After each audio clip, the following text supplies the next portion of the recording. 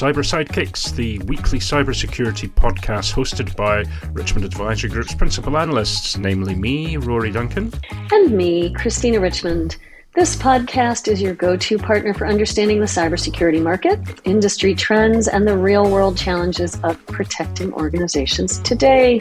How's it going? It's okay over there in the UK, eh? Yes, I think so. Cold. We have snow at the moment. But that's do you okay. now? Yes, we do. Wow. Not actually on the streets here, but then it's rare inside the city, if you like, on the periphery and higher up at the hills. There's quite a lot of snow. So there we go. So that's it. It has arrived, but it's been a little bit of a shock to the system, given the mild weather we've had this year. How about with you? How is it? Is it a little chilly in the Spokane region? Actually been gorgeous. Sunny just recently. It was raining for a bit, but sunny and beautiful. Didn't hardly need a jacket yesterday on a walk. But the cold is coming, so we'll have low temps and the potential for snow in the coming week or so. Yeah. Fine. So what have we got coming up in this week's episode, Christina? Yeah, hey, we had a chat with Simon Weichmans from Seaside back in episode 28. Mm-hmm. Here we are in 44, so that's quite a ways back. He talked about his experience of interviewing fake IT workers who turned out to be from North Korea.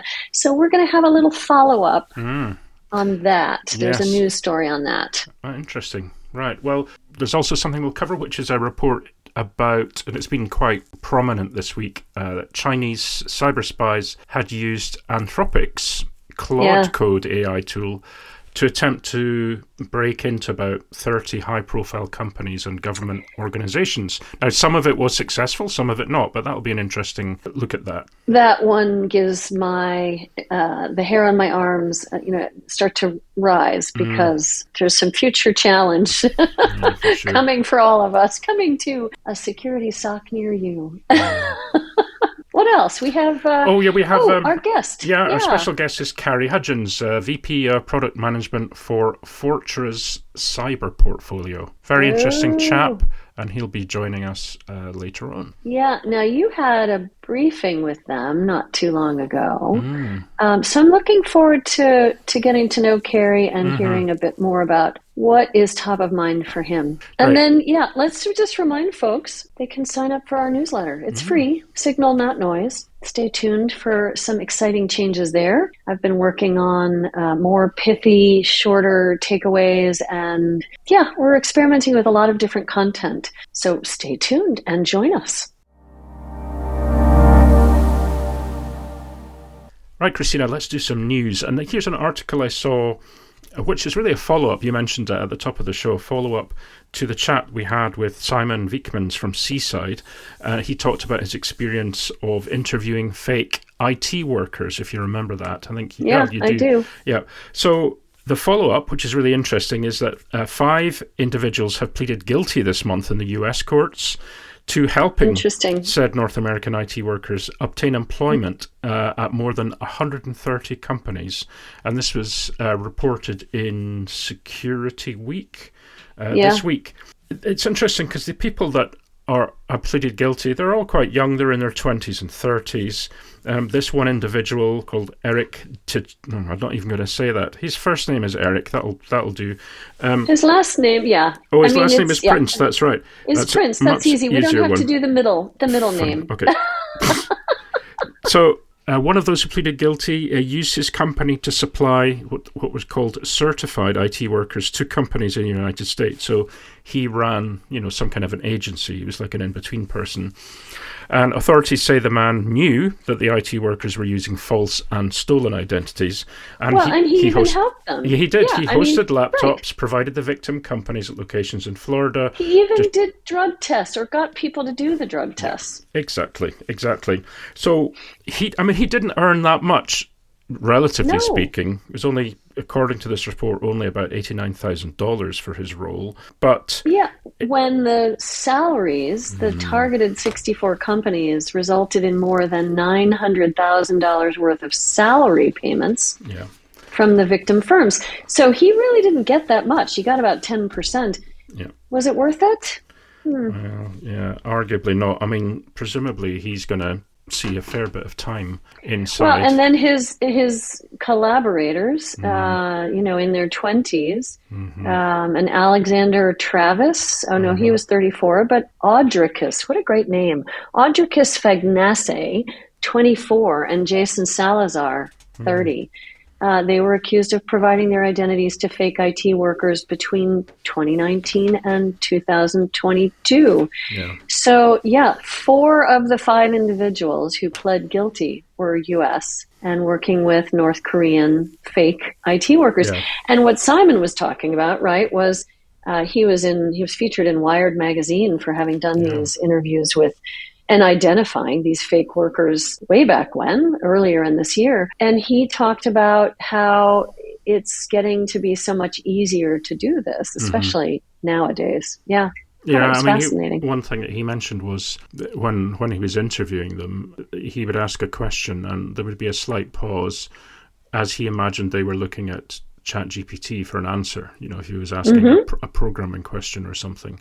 But then if there was something that wasn't a standard question, they didn't really know how to answer it. They seemed to be confused as to why he was asking them about let's say a non-technical question or about something that wasn't really directly related to the job. So I think as his point was, don't accept excuses for why you can't connect at a certain time, or, the video isn't on because, you have a bad hair day or something like that. Make sure you see these people in real life. Make sure that you know for sure that they're able to work and that they're certified and able to do so. Well, it complicates things that we can now do video impersonation. I mean, how good will it get where you could be on a Google Meet or a Zoom call and there is an AI video impersonation occurring that you can't tell the difference from? So it's almost like, I hate to say something like this, but you need some biometrics to prove that that person is a human who's applying for the job.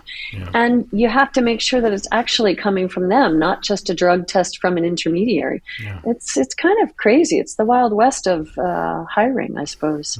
Yeah, that was an interesting one.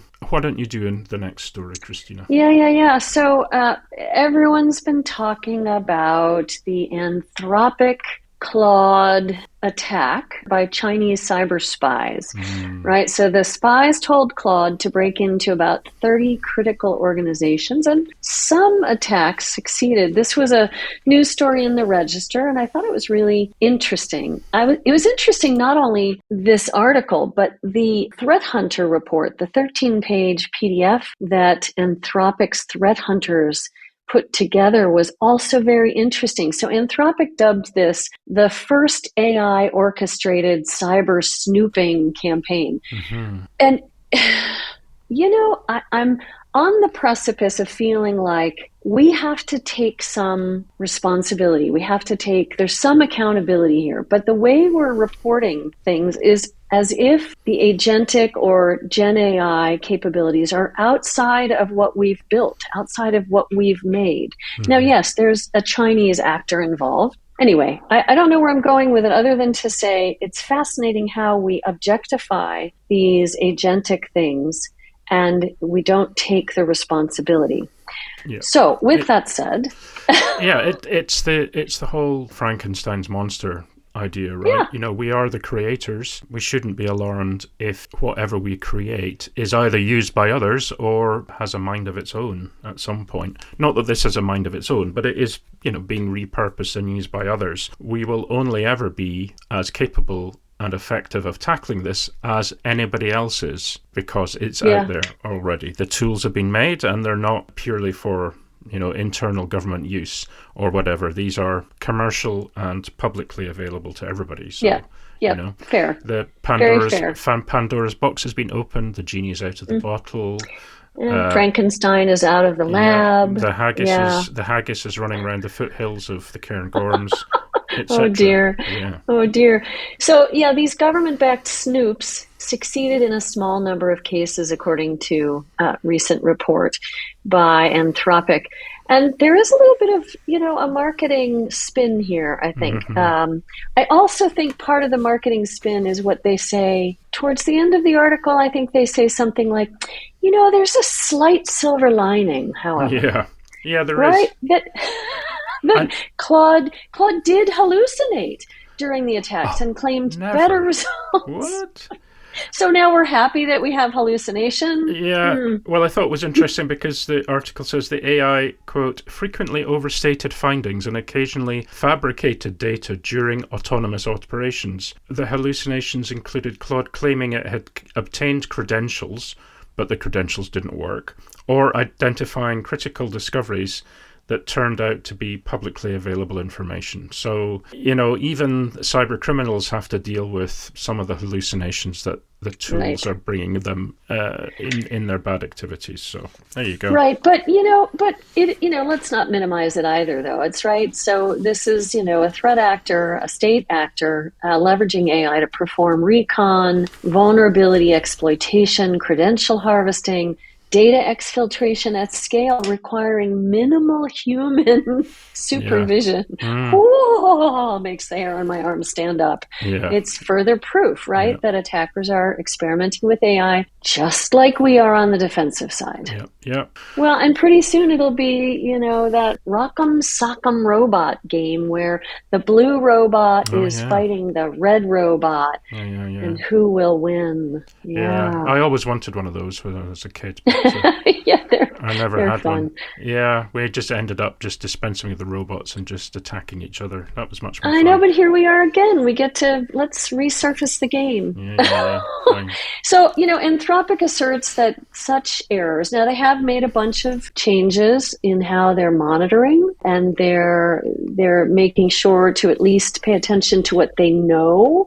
We don't know what we don't know, but they're saying that this is currently an obstacle to fully autonomous cyber attacks, at least for now. So there we have it.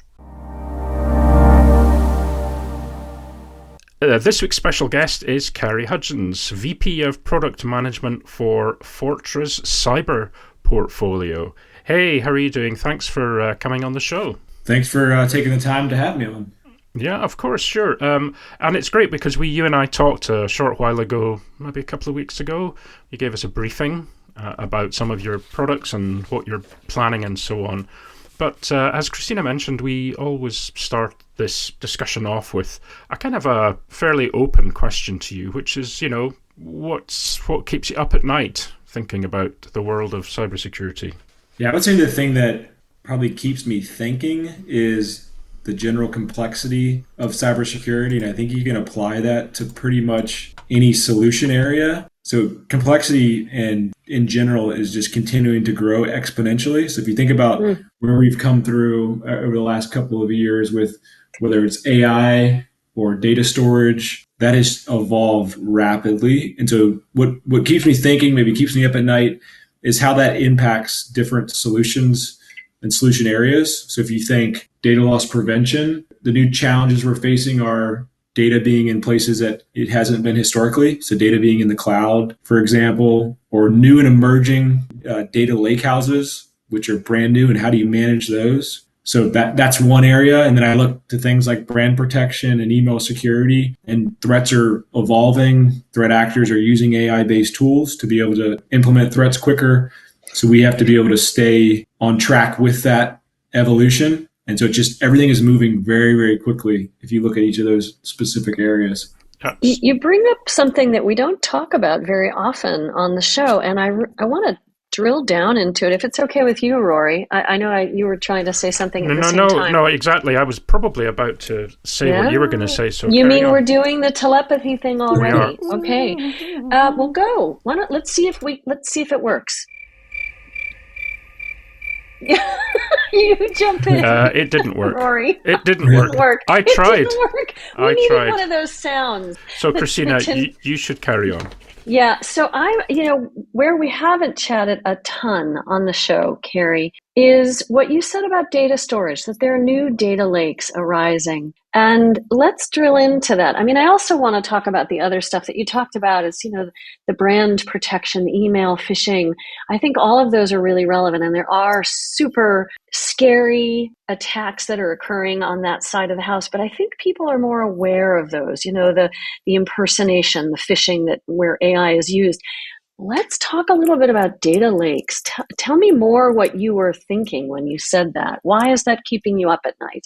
I think in general, just where we've progressed over the last handful of years with just data storage in general, it's changed rapidly. So, and this has happened over many years, but I think we've seen that kind of speed up where, historically a company's data has been more so on-prem, and then we started to move to the cloud, and then that move to the cloud has really sped up. So if you think about like your personal devices and what you're doing at work, you probably have very few of your files just sitting on your computer anymore. They're probably in a SharePoint or somewhere like that. And that it takes a different skill set to manage that, who has access to it, where it's stored, how are you protecting against that. So it's a very different need than what we've historically have done, or companies have done to protect their data that's on-prem. So that, I think that change, right, where data has gone from on-prem rapidly to the cloud, and now pretty much the large majority of what you're doing is no longer sitting on your device. And now that is changing with the introduction of data lakehouses. And so I think we've seen the prevalence of those increase even more so with ML and the need for massive amounts of data. And so, historically there's data lakes and there's data warehouses. And what this is doing is basically combining that structured and unstructured data together. And so there are new data stores out there that didn't exist, and these are kind of emerging more rapidly. So think things like a Databricks or a Snowflake, and you may have data in those tools that the company may not have awareness of. And so I think one of the questions that we're seeing lots of our customers get interested in is, where is all of our company data? So I think it's one thing to understand from a Microsoft or a Google perspective what data is out there. But then when you start to get into the data lakehouse realm, what is my exposure to a Databricks? What is my exposure to a Snowflake or something like that that's really brand new or emerging in adoption? And I think, well, let me know if you agree with this. The technologies around AI that we've seen emerging over the last 2-3 years, it seems to me, are proliferating data, accessing data. But when you then extrapolate the use of data with agents and how they're creating, additional data stores, additional identities that are accessing that data, I would imagine that just further compounds the issue. So does that resonate with you? Yeah, it has exponentially increased the complexity to be able to answer the question, where is my company's data? And I think that's what we're hearing more and more of is, I don't have a good grasp on what data is exposed, what type of data is exposed. And so that, I would say, is probably one of the hottest topics that we're getting from our customers, is the answer to that question. Please help us understand what our exposure is. It's something so I started my tech career in storage, actually, back in the tape days, and how disk was going to kill tape and tape was dead. And it, of course, it didn't happen. It changed how we have near-term versus or near-side data versus, archive data.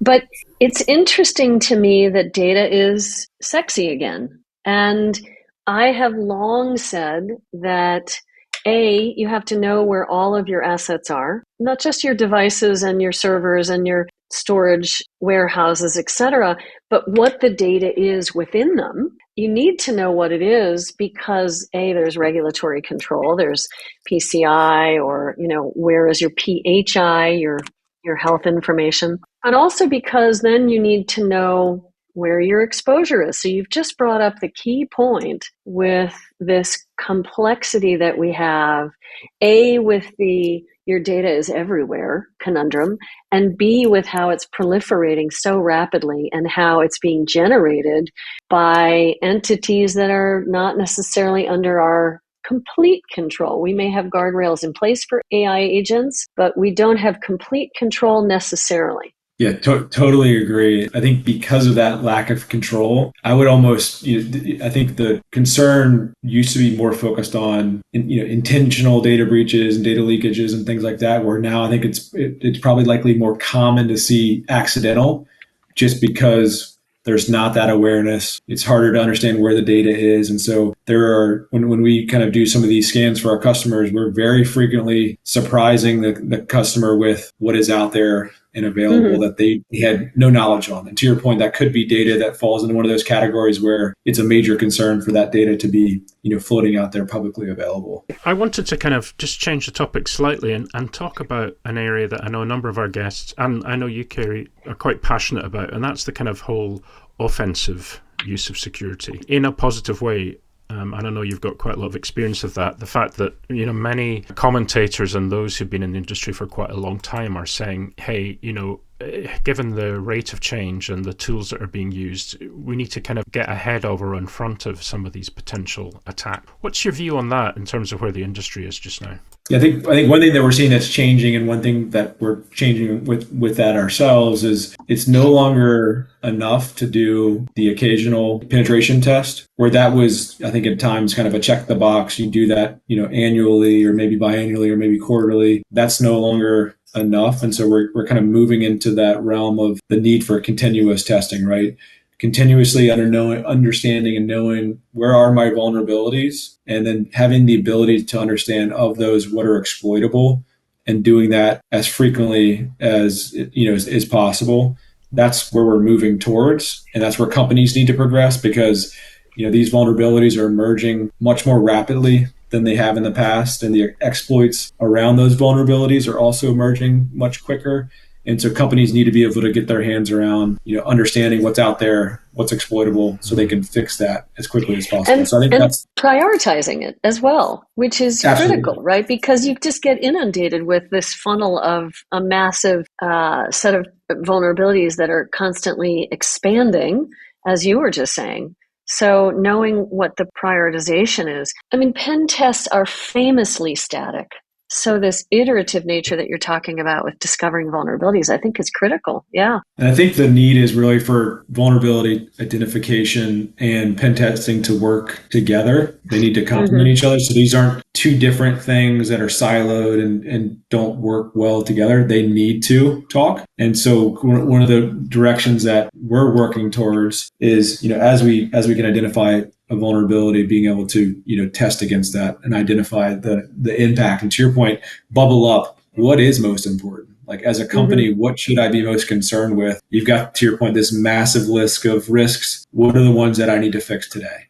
Do you think customers or organizations are more aware of what their vulnerabilities are? We had a guest on the other week who was specializing in doing, tabletop exercises. They were creating deep fakes for CXO level to show what could happen in phishing attacks and so on. Do you think customers are more willing to learn about these things, or is it the case that they're sort of offsetting those concerns and fears onto, a set of service providers or a solution? I think it depends on maybe the level of maturity of a company. I think to answer the first point about are they more aware of the vulnerabilities, I would say as you kind of get into the larger, more mature, more enterprise type customers, I think they likely are more aware. And what we've seen is they're more aware of those vulnerabilities, and there's more frequent kind of checking. I think where we see maybe a little bit of a challenge today is where you get from that kind of that middle sphere to kind of smaller customers, where it has been harder to keep up with the speed of these emerging. And so I think that's where I see more concerns with smaller size companies, where it's just harder to keep track of the vulnerabilities. It's harder to understand those that are potentially exploitable and be able to remediate those to keep pace. And so, yeah, and often I think we talked about that with one of the surveys that came out last week. It's often the small companies are where vulnerabilities can be most exploited if they're part of a larger supply chain. We saw that with Jaguar Land Rover, for example. It was not the core large organization that was the entry point. It was one of on the supply chain somewhere.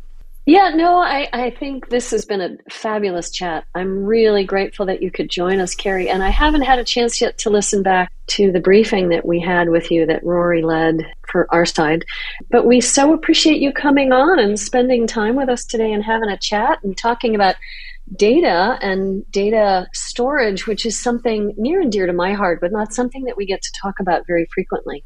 So thank you so much. Yeah, you do get the prize for bringing up a topic that nobody else has really talked about. But don't, that's not a bad thing. That's a good thing. Typically it is a good thing. It is. Because you had qualified that, which was good. I like the fact that you qualified that by explaining why.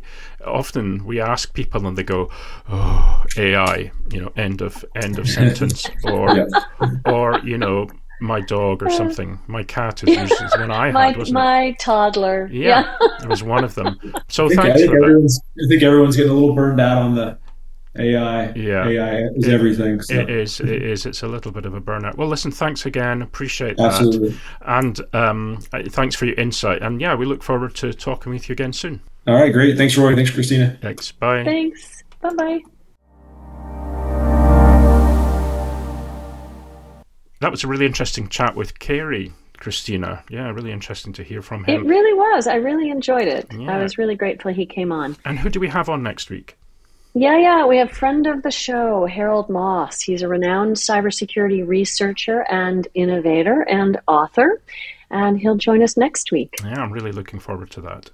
Let's wrap the show up then, Christina. Thanks again for listening, and we had a great time, as usual, and always fun to chat with folk and to hear what's on the top of their mind. Indeed, yeah. It was really a great episode for us. We hope you enjoy it. And meanwhile, get in touch. Give us your feedback.